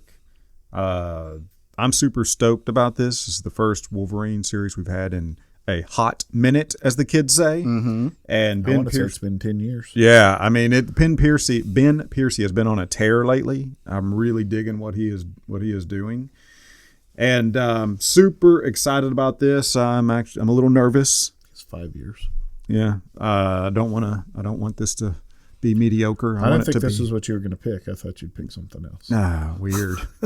Yeah. So I think there's something else important happening that day. Is it? Not really. I think so. I'm pretty sure we're celebrating our buddy Matt's birthday on that day. So not only is he getting a great birthday, like it's coming out on his birthday. This is coming out on my birthday. That is a little weird. I have to say that fuck it up. That those things have lined up. So it's kismet. The universe is telling you it's going to be great. Crazy that this is lined up this way. And the art that's been previewed, it looks fucking great too, man. I'm loving the art that's been previewed on this book. So yeah. My hopes are high. I mean, it's Kubert, right? Like, and Victor Bogdanovic, he's penciling and apparently inking as well some issues. So I don't know how this is going to work out between the two of them. But they're both doing art in the book. What they're doing with Spider-Man, where you're alternating artists. You can only assume that, but it looks really cool. So I encourage everybody to check it out. Yeah, well, I don't have a book. That was my book. I'm going to say go pick up Plunge #1. Of course, this is DC Comics Black Label Joe Hill stuff. I don't know if it's Black Label, but it's the Hill House stuff. Joe Hill, Stuart Immonen, and Jeremy Wilson. In the aftermath of a devastating tsunami, an exploration vessel known as the Derleth begins sending an automated distress signal from a remote atoll in the Bering Strait, and so on and so forth. And bad stuff happens because it's Joe Hill. because Joe Hill. Yeah. So it's going to be part of the Hill House stuff. So it's the horror line. So probably end up Ghost Ship and stuff like that. It'll be fantastic. My husband had an adorable moment this past week. He came to me and he looked at me and he said, "Hey, you know that new show Lock and Key that came out?" I was like, "Yeah, I've heard of this thing. I know what it is." He's like, "That was written. I don't know if you know this. It was written by a guy named Joe Hill, and he writes comics." And I was like, "Yeah, I'm familiar with Joe Hill's work. He's a good comics writer. I really enjoy him." He's like, "I bet you didn't know that he's Stephen King's son." And I'm like, "No, I also knew that." And he was like, "I fucking hate you." He was like, "Just let me have my." It's hilarious that he assumed you didn't know any of those things. He was so happy to have some comic knowledge to drop on you. And were I a better husband, I would have just went with it and let him have his moment. But no, I am meant only to destroy this man's dreams and to bring him sadness in his life. That is my job as his husband, and I'm succeeding. So I took that away from him like a good man. So he was so proud of himself. I still haven't finished Lock and Key. I still have a couple of more episodes. We are starting it tonight. Yeah. We are going to watch it tonight. Next Wednesday, as you are out and about in the world, you should try to pick up Bitterroot #6. This is out of Image Comics. It's David F. Walker, Sanford Green, and Chuck Brown. This is the start of a new story arc. Now, I loved Bitterroot. The first 5 issues of it were fantastic. It is out in trade, so if you're worried about not knowing what's happening, grab that trade. I think you can get it for $16. This was the family that was making the Bitterroot, the drug, and and it was kind of a crime family story. No. He's thinking of the Cullen Bunn story. Yeah, you're thinking of what was it was great. It took place in New Orleans. Yeah. Anyways, go ahead. It's not the one I was thinking. Yeah, also a good story, and that was I think I talked about several issues of that. I just can't think of it off the top of my head. It's an amazing story. So it's coming back, and we thought it was going to be gone forever, but man, I'm just really, really excited to see. Funnily enough, though, the main character in this story's name is Cullen. So that's a thing. And, he's going to be going through some changes of what we initially saw. And that can be concerning, but, things will happen. I love David F. Walker. I hope when I read a book that things will happen. Interesting things will happen. And yeah, so that's what I think folks should go grab. Awesome. Check out #6, Bitterroot, guys. I love it. So, is next week when we're doing our unscripted, why do we do this? Is it? Let's see. I think there's 2 more Wednesdays. Okay. Wasn't 100% sure. It's the last Sunday of the month is the Chaos episode. Yeah, right? so it is next. So that'll be next Sunday. Okay, so we are doing our Chaos episode. So prepare your bodies and souls for next Sunday is not the last. I guess it is. Yeah. Short month, 28 days. 29. 29. Oh, is it a leap year? Oh, how that's weird. Those things always throw me off. Anyway, we'll come back next week. We are going to go. Who knows what we're going to talk about? Not me. I don't know. They won't let me have a script. In the meanwhile, should you be so inclined, we really hope you would go on wherever you download our podcast from. If it's a possibility, leave us a little rating and review. Tell folks what you like about the show. But give us a little star action there. That way folks know that maybe it's something they should listen to. Because number one, we would love to grow our audience. Number two, we like to invite more people to the conversation. Number three, if we get really good at this, they'll start letting us come to conventions for free, and that's awesome. So that's a thing that we would love. But no, we really want to know how you guys and girls and gender non-conforming people think of our show. We are interested in these things. It lets us know how we're doing and how we can improve and do a better show. Come hang out with us on our Facebook group, Southern Fried Geekery on Facebook. We have an Instagram and a Twitter page at SFG on both of those. If you have any comments, concerns, you want to hype us up, you want to tear us down, you want to talk, say some shit about Matt. Maybe that's a thing that you want to do. Like, I can't believe Matt is excited about this new plenty. Wolverine book. He's talking about all this bull. Like, why? You can send those emails to at SFG Podcast. To southernfriedgeekery@gmail.com. And we will answer your email in a professional and timely fashion, because that's what we do here. Have great weeks. We love you. Thanks for joining us, and go forth and love some comics. Woo! Hi, Jerry.